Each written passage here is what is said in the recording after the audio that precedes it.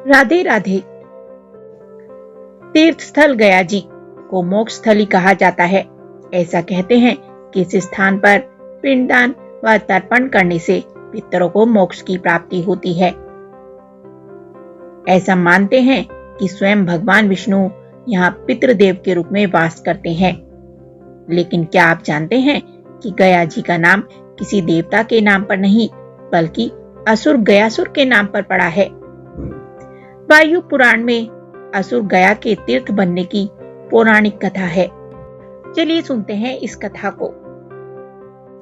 कथा के अनुसार ब्रह्मा जी ने सृष्टि की रचना करते समय असुर कुल में गयासुर को उत्पन्न किया।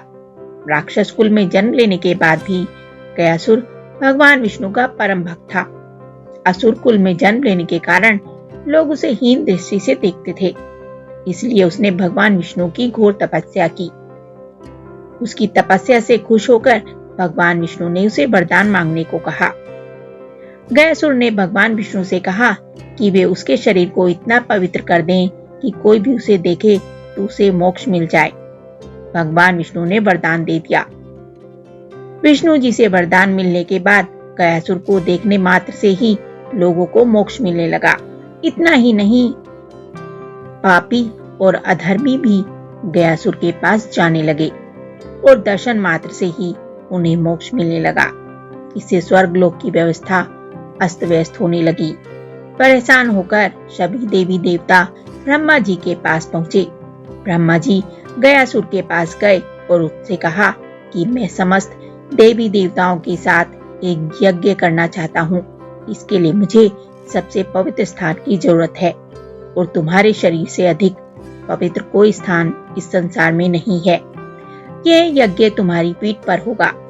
ब्रह्मा जी की बात सुनकर गयासुर खुशी खुशी अपना शरीर दान करने के लिए तैयार हो गया। ब्रह्मा जी भगवान विष्णु और भगवान शिव समेत सभी देवताओं के साथ गयासुर की पीठ पर विराजमान होकर यज्ञ करने लगे। धर्मशिला होने के बावजूद गयासुर का शरीर हिलता डुलता रहा। उसके शरीर को हिलने डुलने से रोकने के लिए भगवान विष्णु ने अपना दाहिना पैर गयासुर के शरीर पर रखा। भगवान विष्णु का दाहिना पैर रखते ही गयासुर का शरीर हिलना बंद हो गया, जिसके कारण उसका एक नाम गदाधर पड़ गया।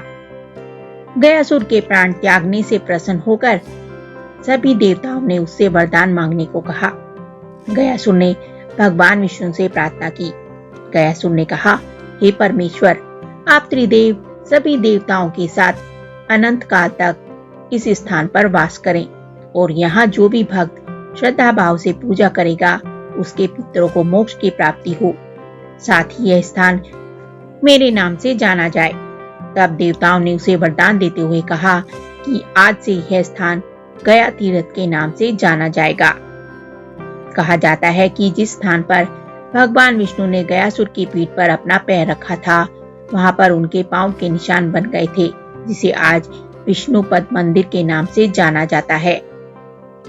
ये कथा आपको कैसी लगी हमें कमेंट करके जरूर बताएं। साथ ही वीडियो को लाइक करें, चैनल को सब्सक्राइब करें। धन्यवाद।